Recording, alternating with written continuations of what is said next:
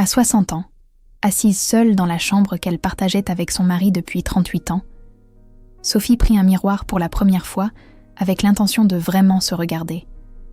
Et à ce moment précis, une vérité dévastatrice la transperça comme une lame acérée.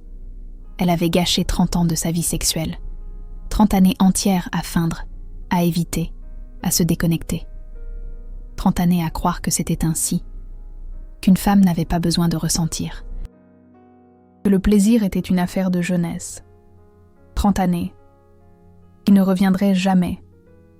Mais ce que Silvia Olmedo a découvert à travers le cas de Sophie a complètement changé notre façon de comprendre le regret sexuel à maturité. Parce que cette douleur de réaliser le temps perdu peut devenir la plus grande force de transformation dans la vie d'une femme. Et dans les prochaines minutes, vous comprendrez comment Sophie a transformé 3 décennies de regrets en 2 ans de la meilleure sexualité qu'elle ait jamais expérimentée. Si vous avez plus de 45 ans et que parfois, vous regardez en arrière avec une pointe de tristesse en réalisant combien de temps vous avez perdu à vivre une sexualité qui n'était pas la vôtre, restez jusqu'à la fin. Parce que ce que vous allez découvrir ici peut changer tout le reste de votre vie. Sophie a passé les 58 premières années de sa vie à croire à un mensonge fondamental. Le mensonge que le sexe était une obligation conjugale, et non un droit au plaisir. Une femme de famille ne touchait pas son propre corps. Que ressentir un désir fort après la ménopause était le signe d'un problème hormonal. Que feindre l'orgasme était normal, voire attendu, pour ne pas décevoir son partenaire. Pendant 30 ans de mariage. Elle a exécuté une performance sexuelle presque parfaite. Elle gémissait au moment opportun, bougeait son corps de manière convaincante, chuchotait des mots qu'elle pensait que son mari voulait entendre.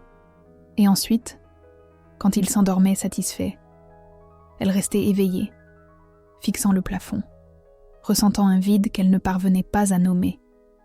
À 47 ans, quand la ménopause est arrivée, Sophie a ressenti un soulagement secret. Elle avait enfin une excuse médicale pour réduire la fréquence. La libido diminue naturellement, disaient les médecins. C'est normal. Elle a accepté cela comme une sentence finale. Sa vie sexuelle, qui n'avait jamais été bonne, était officiellement terminée. Mais à 58 ans, quelque chose d'inattendu s'est produit. Sophie était dans un café quand elle a entendu 2 femmes à la table voisine parler ouvertement de sexualité à 50 ans, d'orgasmes multiples, de comment leur vie sexuelle s'était améliorée après la ménopause. Elle a ressenti une vague de confusion. Comment était-ce possible? Ces femmes mentaient-elles? Exagéraient-elles? Cette nuit-là, pour la première fois depuis des décennies, Sophie a fait des recherches sur la sexualité féminine mature. Et c'est là qu'elle a trouvé le travail de Silvia Olmedo. C'est là qu'elle a lu sur la neuroplasticité du plaisir. C'est là qu'elle a découvert que tout ce qu'elle croyait était faux. Et c'est là que la réalité l'a frappée avec un poids écrasant. Elle avait gâché 30 ans. 30 années qu'elle aurait pu vivre en ressentant un plaisir réel, en explorant son propre corps, en expérimentant de vrais orgasmes. Le regret était si intense qu'elle a pleuré pendant 3 jours de suite. Silvia Olmedo a étudié le cas de Sophie pendant 2 ans, documentant chaque phase de sa transformation. Parce que Sophie représente des millions de femmes qui portent le poids du temps perdu. Et ce que Silvia a découvert était révolutionnaire. Le premier constat de Silvia a été que le regret sexuel à maturité a 5 couches distinctes. La première couche est le regret d'ignorance. Sophie a réalisé qu'elle avait passé 30 ans sans même savoir que les femmes pouvaient avoir des orgasmes. Elle ne savait littéralement pas que son corps avait cette capacité. Personne ne lui avait jamais expliqué. L'éducation qu'elle avait reçue à 15 ans disait seulement que le sexe était pour la reproduction. Point. La deuxième couche est le regret de conformité. À 28 ans, après 3 ans de mariage sans jamais avoir ressenti de plaisir. Sophie a commencé à soupçonner que quelque chose n'allait pas. Mais quand elle en a parlé à des amies, elles ont toutes ri et ont dit que c'était ainsi. Une amie a littéralement dit qu'une femme qui aimait trop le sexe avait un problème, Sophie a accepté et a cessé de questionner. La troisième couche est le regret d'évitement actif. Entre 35 et 45 ans, Sophie a eu quelques étincelles de curiosité. Elle a vu un reportage sur le point G, lu un article sur l'orgasme féminin, mais a activement choisi de ne pas explorer. Elle a eu peur, honte, pensé qu'il était déjà trop tard, que son corps était déjà trop vieux pour découvrir ces choses. La quatrième couche est le regret de résignation. De 47 à 58 ans, Sophie a simplement abandonné, accepté que sa vie sexuelle était ainsi, cessé de chercher, cessé de questionner, cessé de ressentir. Elle est entrée dans une désensibilisation profonde où elle ne remarquait même plus sa propre absence de plaisir. Et la cinquième couche, la plus douloureuse, est le regret de conscience tardive. Quand finalement, à 58 ans, Sophie a découvert la vérité complète. Quand elle a réalisé que son corps avait toujours eu cette capacité, qu'il n'était jamais trop tard, qu'elle aurait pu changer à 28 ans, à 35 ans, à 45 ans, et elle n'a pas changé.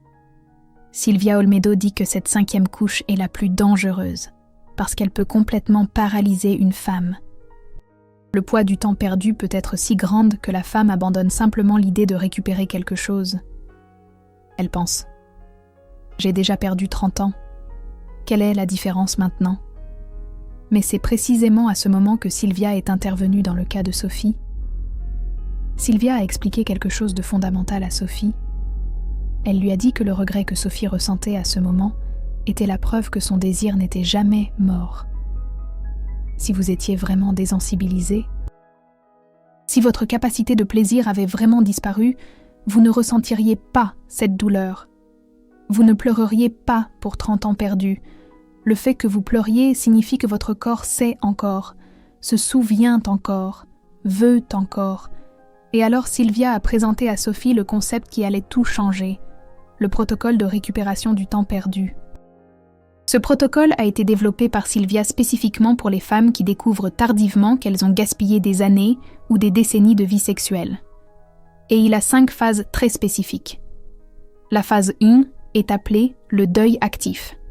Silvia ne minimise pas le regret. Elle ne dit pas simplement « oubliez le passé et avancez ». Elle reconnaît que la douleur est réelle, que la perte est réelle. Et elle demande à la femme de faire un exercice spécifique. Écrire une lettre à elle-même à 28 ans, à 35 ans, à 45 ans, en disant tout ce qu'elle aurait aimé dire, tout ce qu'elle aurait aimé savoir. Sophie a écrit 17 pages, a pleuré pendant tout le processus, et quand elle a terminé, elle a senti quelque chose changer. Le regret était toujours là, mais il n'était plus paralysant. Il était du combustible. La phase 2 est la cartographie des capacités actuelles.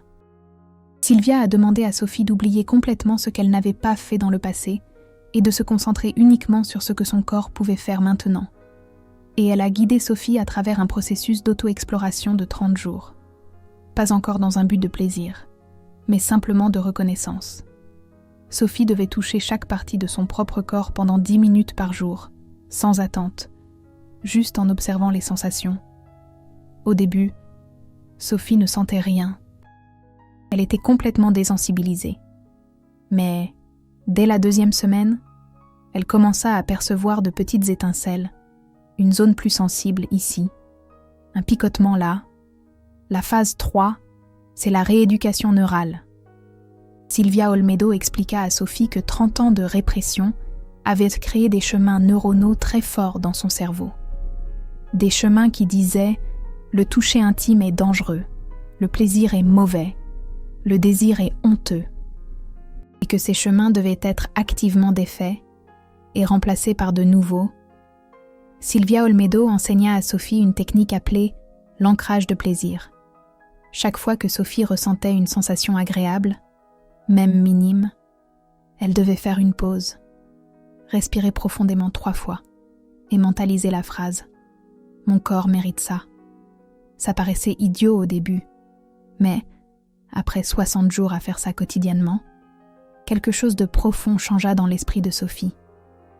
La phase 4, c'est l'expérimentation sans pression. Silvia Olmedo interdit à Sophie d'essayer d'avoir un orgasme. Oui, interdit. Parce que la pression d'essayer d'atteindre quelque chose qu'elle n'avait jamais expérimenté en 58 ans créerait de l'anxiété et un blocage. Au lieu de ça, Silvia Olmedo demanda à Sophie de simplement explorer ce qui générait des sensations agréables, sans objectif, sans but, juste de la curiosité.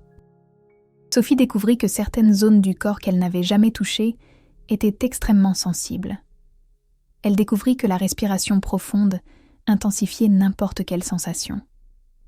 Elle découvrit que se permettre du temps, beaucoup de temps, sans se presser, changeait complètement l'expérience. Et la phase 5, c'est l'intégration de partenaires ou solos profonds, après 4 mois de travail sur les phases précédentes. Silvia Olmedo dit que Sophie était prête à passer à l'étape suivante, et elle offrit 2 options. Sophie pouvait partager tout ce processus avec son mari et faire une reconnexion sexuelle avec lui, ou elle pouvait approfondir la découverte solo avant d'impliquer une autre personne. Sophie choisit la 2e option. Elle sentit qu'elle devait se reconnecter avec elle-même d'abord, sans la pression d'une autre personne présente.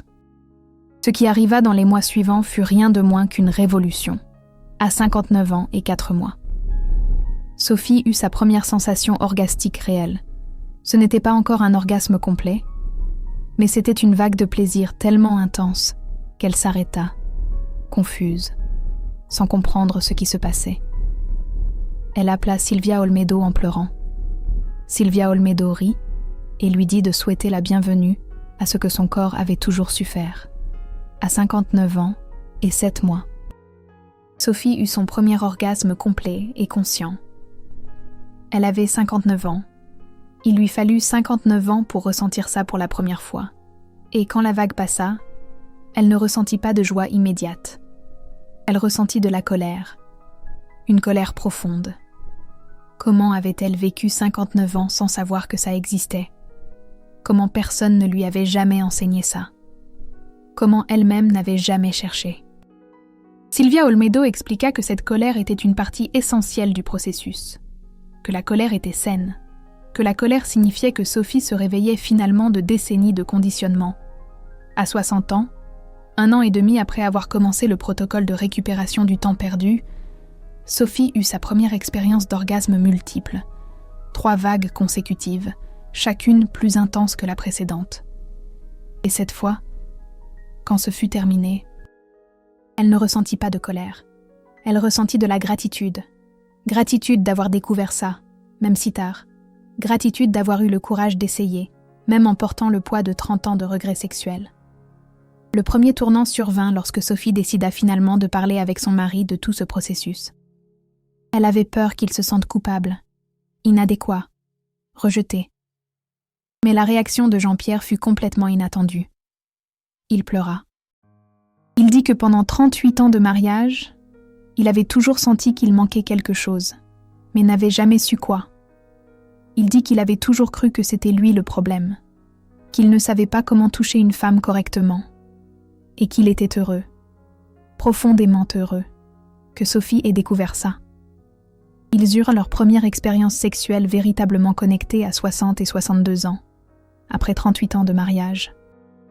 Et ce fut complètement différent de tout ce qu'ils avaient fait auparavant. Sophie ne simula rien, ne joua pas de rôle, juste ressentit. Et pour la première fois, elle guida Jean-Pierre, en disant ce qui fonctionnait, ce qui ne fonctionnait pas. Et lui, pour la première fois, ne se sentit pas dans le noir, à essayer de deviner. Ils découvrirent une intimité qu'ils n'avaient jamais expérimentée. Le deuxième tournant survint lorsque Sophie réalisa que ce n'était pas seulement la sexualité qui avait changé, c'était tout. Elle commença à questionner d'autres domaines de sa vie où elle s'était conformée, où elle avait gaspillé du temps. Elle réalisa qu'elle avait abandonné des rêves professionnels à 35 ans parce qu'elle pensait qu'une femme n'avait pas besoin de carrière après avoir eu des enfants. Elle réalisa qu'elle avait arrêté de peindre, quelque chose qu'elle aimait, parce qu'elle pensait que l'art était un hobby de jeune.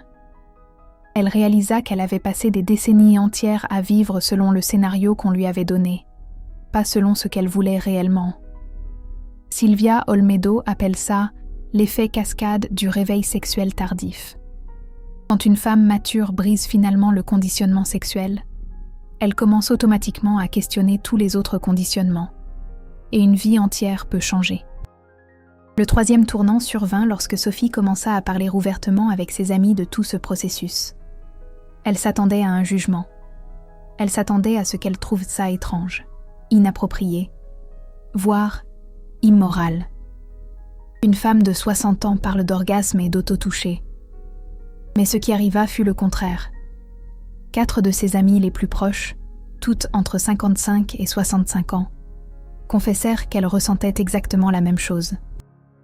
Qu'elles aussi avaient gâché des décennies, qu'elles aussi avaient peur qu'il soit trop tard, et elles demandèrent de l'aide. Sophie partagea le protocole de Silvia Olmedo, et dans les mois suivants, elle fut témoin de la transformation de femmes qu'elle connaissait depuis 30 ans. Des femmes qui avaient toujours semblé conformes, résignées, soudain, se réveillant, découvrant, vivant. Silvia Olmedo a documenté non seulement le cas de Sophie, mais celui de centaines de femmes qui ont vécu des histoires similaires. Et chaque cas apporte des leçons spécifiques sur la façon de récupérer le temps perdu. Le cas de Martine, 65 ans, est particulièrement révélateur. Martine découvrit à 63 ans qu'elle avait gâché 40 années entières de vie sexuelle. 40 ans. Et quand elle fit cette découverte, elle pensa « 63 ans, c'est trop tard. Si j'avais 50 ans, peut-être, mais 63 ». Ce que Silvia Olmedo révéla à Martine fut révolutionnaire. Elle demanda à Martine si elle vivrait jusqu'à 85 ans, et que si oui, elle aurait encore 22 ans devant elle. Elle questionna si Martine allait gaspiller encore 22 ans, ou si elle allait enfin vivre. Cela brisa quelque chose à l'intérieur de Martine. Elle réalisa qu'elle faisait exactement la même chose qu'elle avait faite à 40 ans, à 50 ans, à 60 ans. Elle remettait à plus tard. Elle disait qu'il était trop tard. Et si Sophie continuait ainsi, à 85 ans, elle se retournerait et verrait qu'elle a gâché non seulement 40 ans, mais 62 ans de sa vie. Sophie a commencé le protocole de récupération du temps perdu à 63 ans et 2 mois.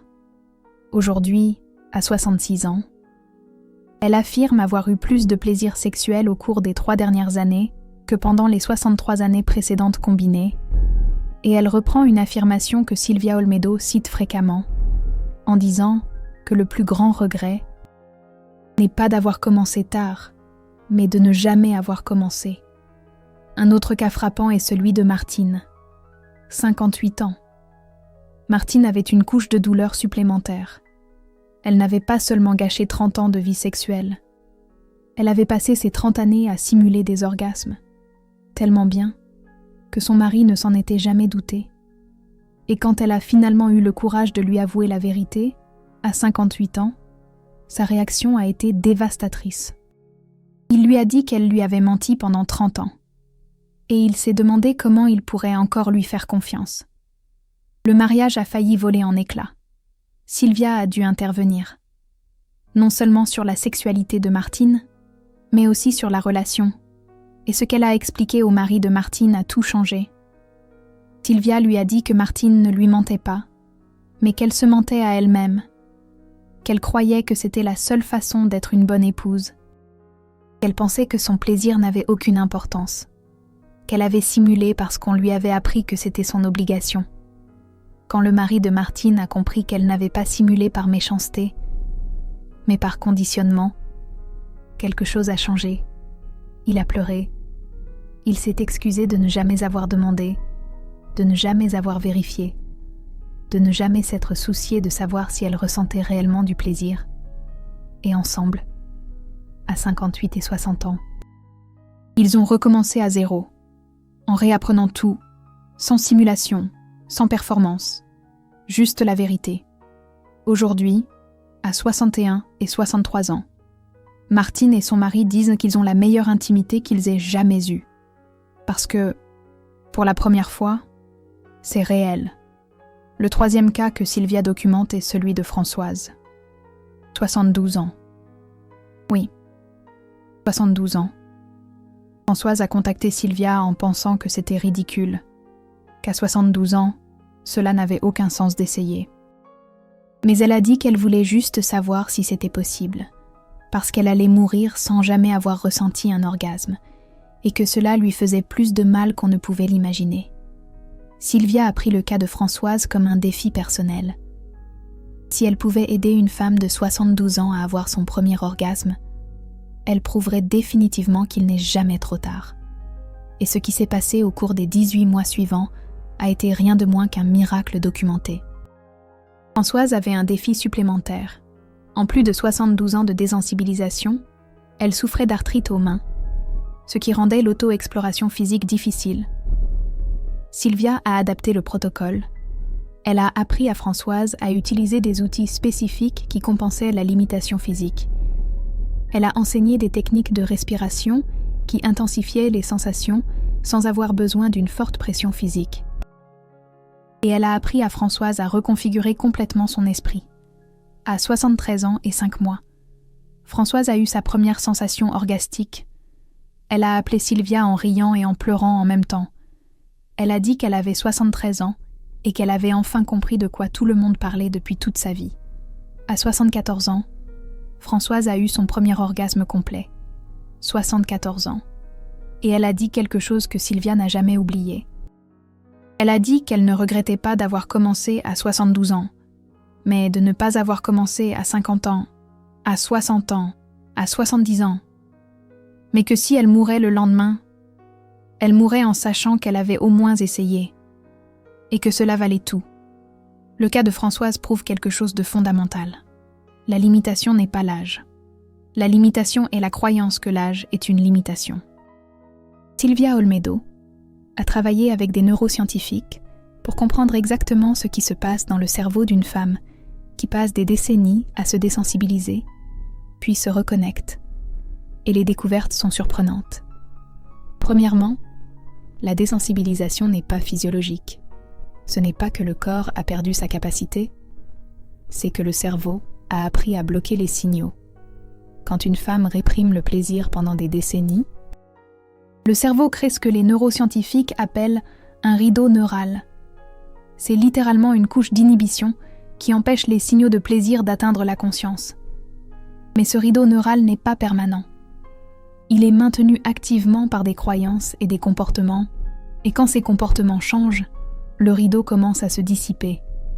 Sylvia a découvert qu'il faut en moyenne 60 à 90 jours de pratique quotidienne pour commencer à dissoudre ce rideau. C'est pourquoi la phase 3 du protocole, la rééducation neurale, dure 60 jours.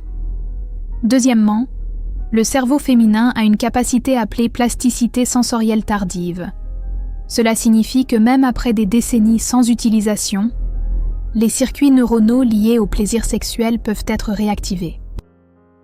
Une étude que Sylvia a menée avec l'imagerie par résonance magnétique fonctionnelle a montré que les femmes de 65 ans qui n'avaient jamais connu d'orgasme avaient les mêmes circuits neuronaux intacts que les femmes de 25 ans sexuellement actives. La différence n'était pas dans la structure, elle était dans l'activation. Troisièmement, il existe ce qu'on appelle l'effet boule de neige du plaisir. Chaque petite sensation agréable qu'une femme se permet de ressentir sans blocage renforce les circuits neuronaux du plaisir. Et plus ces circuits sont forts, plus il est facile de ressentir du plaisir la prochaine fois. C'est littéralement une spirale ascendante. Cela explique pourquoi les femmes qui suivent le protocole de Sylvia rapportent souvent que le plaisir augmente exponentiellement après les 3 à 4 premiers mois. Et quatrièmement, le corps féminin a ce que Sylvia appelle la mémoire somatique du potentiel non réalisé. C'est fascinant. Même si une femme n'a jamais connu d'orgasme, son corps a une sorte de blueprint, un modèle interne de ce qui est possible. Et quand il est enfin permis d'accéder à ce potentiel, c'est comme si le corps reconnaissait quelque chose qui a toujours été là, juste endormi. Sophie a décrit cette sensation parfaitement. quand elle a eu son premier orgasme à 59 ans.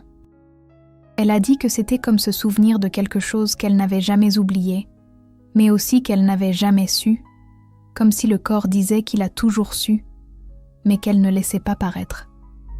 Vous vous souvenez du miroir que Sophie a tenu à 60 ans, au début de cette histoire, ce moment où elle s'est rendue compte qu'elle avait gâché 30 ans?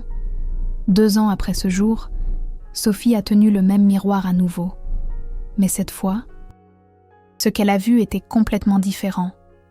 Elle a vu une femme qui ne simulait plus, une femme qui n'était plus réprimée, une femme qui connaissait son propre corps, et pour la première fois de sa vie, elle s'est regardée et a pensé qu'elle méritait tout cela. Le concept que Silvia Olmedo utilise pour expliquer des cas comme celui de Sophie est appelé neuroplasticité du plaisir tardif. Le cerveau féminin conserve la capacité de créer de nouveaux chemins neuronaux liés au plaisir sexuel, jusqu'à un âge très avancé. Une étude menée par Silvia Olmedo auprès de 890 femmes âgées de 55 à 70 ans a révélé que 78% d'entre elles ont réussi à avoir leur premier orgasme conscient après 50 ans, alors qu'elles avaient passé des décennies sans jamais l'avoir vécu. Le cerveau n'oublie pas. Il attend simplement la permission. Revenons aux 5 niveaux de regret que Sophie a traversés.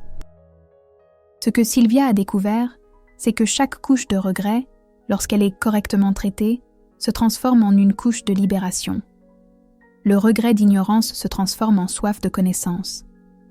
Le regret de conformité se transforme en questionnement actif. Le regret d'évitement se transforme en courage d'explorer. Le regret de résignation se transforme en refus d'accepter les limitations. Et le regret de conscience tardive se transforme en urgence de vivre pleinement maintenant.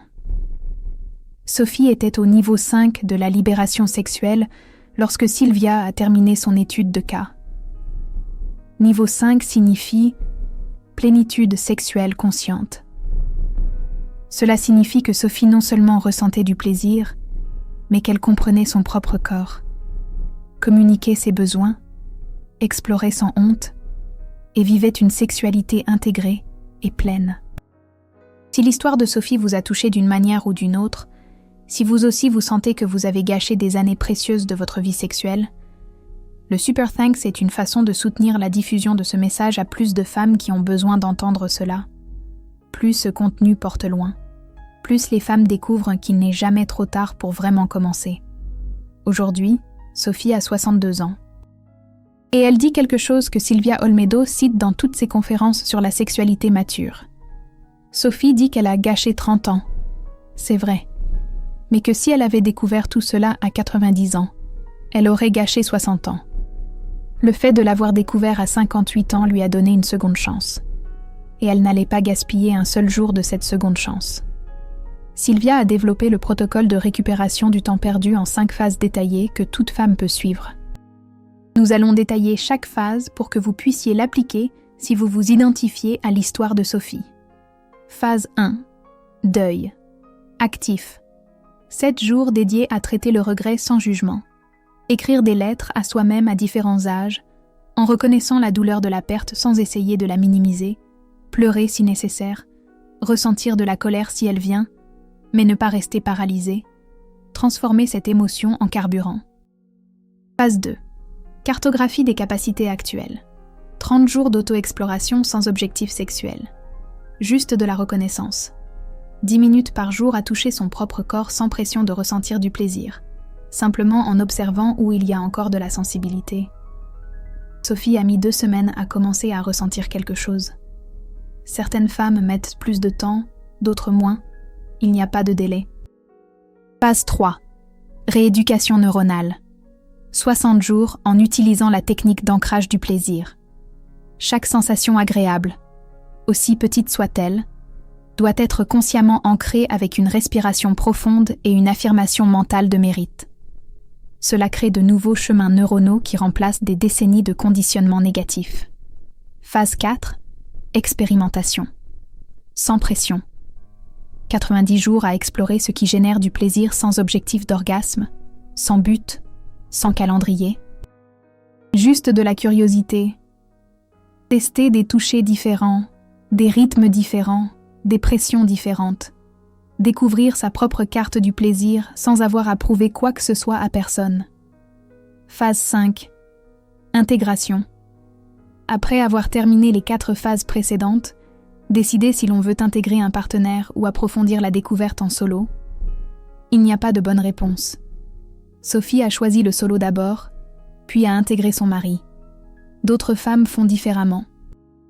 L'important est que ce soit un choix conscient, pas une obligation. Sylvia documente que les femmes qui suivent ce protocole complet ont 84% de chances de vivre un orgasme conscient pour la première fois dans un délai de 8 à 12 mois. Même si elles ne l'ont jamais ressenti auparavant. Même si elles ont 55, 60, 65, 70 ans. Mais Sylvia lance un avertissement crucial. Ce protocole ne fonctionne que si la femme croit vraiment qu'elle le mérite.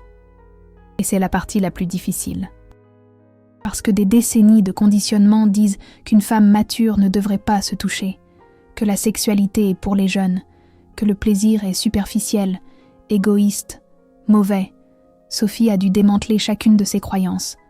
Et le moment du tournant complet s'est produit lors d'une séance avec Sylvia, lorsqu'elle a posé la question suivante. Si la fille de Sophie, âgée de 30 ans, venait la voir et disait qu'elle n'a jamais ressenti de plaisir sexuel, elle a toujours simulé. Que dirait Sophie à sa fille ?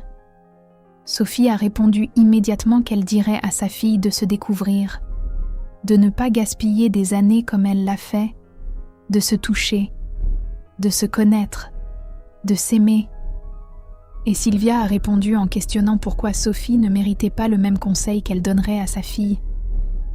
Sophie est restée silencieuse pendant 5 minutes entières. Et puis, elle a commencé à pleurer. Parce qu'elle a réalisé qu'elle avait passé sa vie entière à prendre soin de tout le monde, à conseiller tout le monde, à vouloir le meilleur pour tout le monde, sauf pour elle-même. C'est la dernière couche que les femmes matures doivent traverser. La croyance qu'il est trop tard pour prendre soin de soi, que maintenant son rôle est seulement d'être mère, grand-mère, soignante. Sylvia a dit que tant que cette croyance est active, aucun protocole ne fonctionne. Parce que la femme va saboter son propre plaisir inconsciemment. Aujourd'hui, Sophie dit que les meilleures années de sa vie sexuelle sont de 60 à 62 ans. Elles n'étaient pas de 20 à 30 ans, comme la société dit que cela devrait être.